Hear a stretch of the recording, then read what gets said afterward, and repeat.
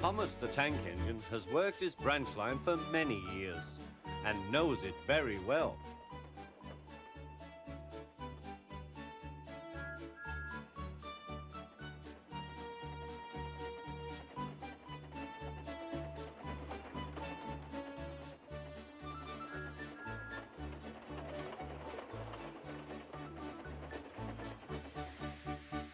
You know just where to stop, Thomas, laughed his driver.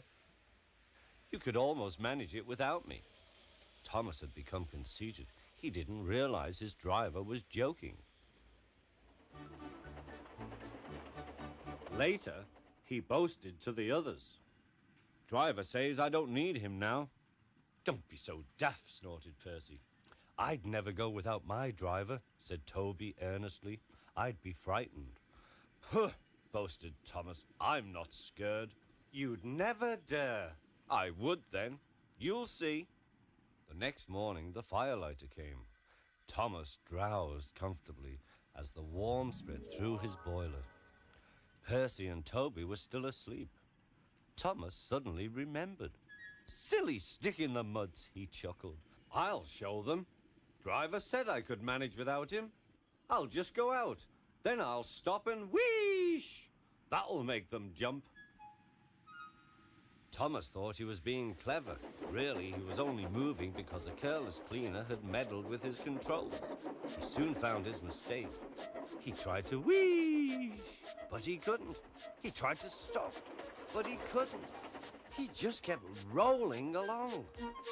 He didn't dare look at what was coming next. There was the station master's house. The station master was about to have breakfast. Horrors! Cried Thomas, and shut his eyes. The house rocked. Broken glass tinkled. Plaster was everywhere. Thomas had collected a bush on his travels. He peered into the room through its leaves. He couldn't speak. The station master was furious. His wife picked up her plate.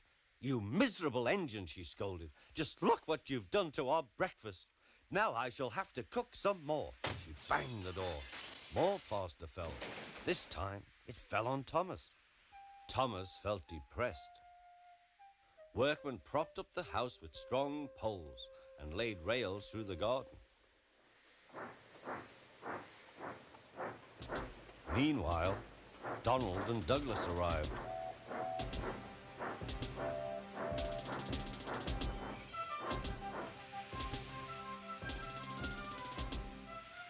Don't fash yourself, Thomas.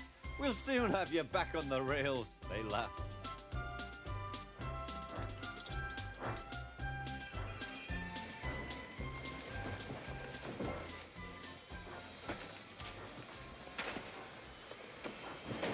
Donald and Douglas, puffing hard, managed to haul Thomas back to safety.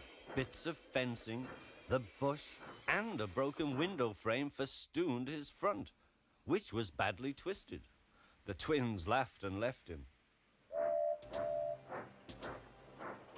Thomas was in disgrace.